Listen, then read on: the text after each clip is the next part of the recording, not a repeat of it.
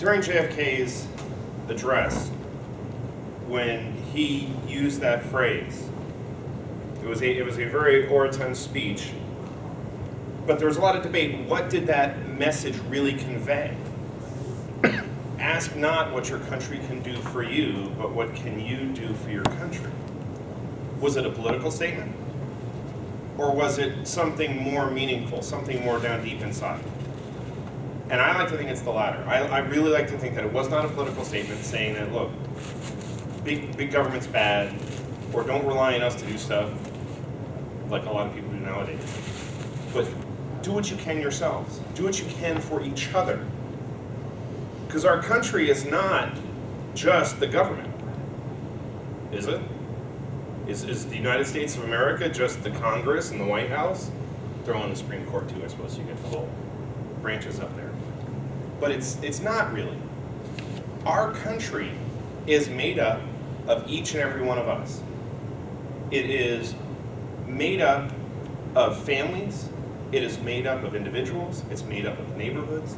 It's made up of small communities, towns, cities.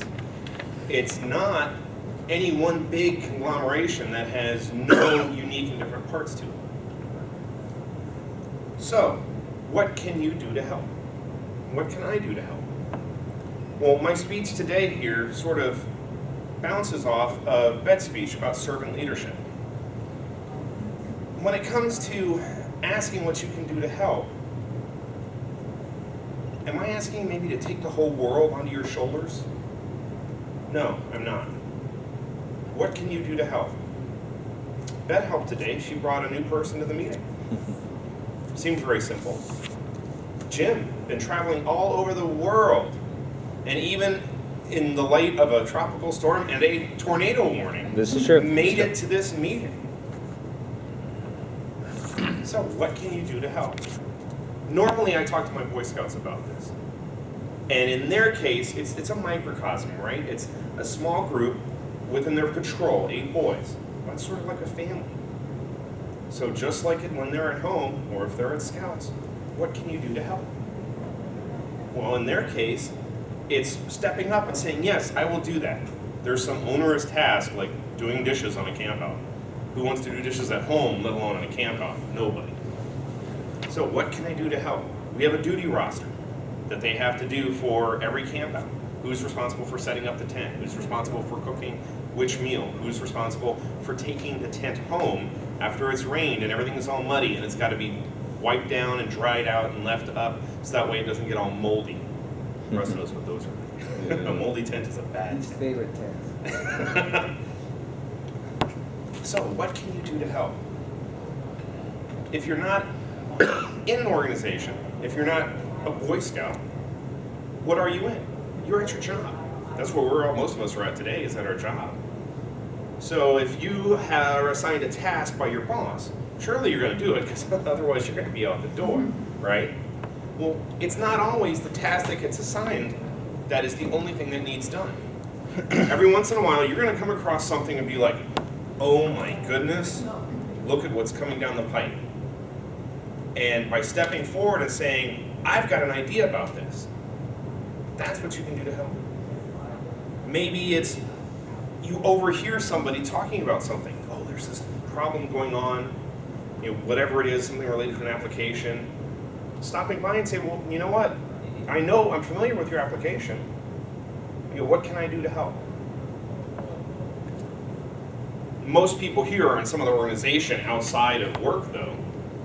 There's Boy Scouts, your son's in the government club, Bet's in everything. So you have other opportunities to find out what you can do to help. And it's such a simple thing. Like I said, I don't expect you to take the whole weight of the world on your shoulders. But it's amazing what you'll find when you make that step and say, what can I do to help? Because what you'll find is the person you've gone to, chances are they're going to come back to you when they see you're in need. Or maybe if they have completed everything they need to do, they're going to go back to you and say, what can you do to help? Or what can I do to help? And it just amplifies, it magnifies from there. Everybody remembers the old commercial, was it Breck shampoo? I told 2 friends and they told 2 friends and so on and so on. It was before your time, Ben, I'm sorry. Gotta remember the age of the people in the group sometimes. But it does, it carries on like that. Now imagine, if you will, that everybody who is in government nowadays, rather than saying, what can I do to make sure I get elected next time? If instead they said, what can I do to help? Rather than saying, oh, I can't believe what this person in the other party did. I can't believe what this appointed person did. I can't believe whatever. Rather than saying those things, rather than attacking people, imagine if they all said, what can I do to help? I think a lot of problems in the world would be solved. But again, we can't take that weight upon our shoulders. But what we can do is we can ask, what can I do to help? So carry that with you. Whatever situation you're in, whether it's something very small, like at the end of the Toastmasters meeting, there's always somebody who asks, hey, what can I do to take stuff back to the storage room?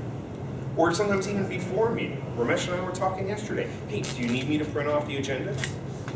What can I do to help?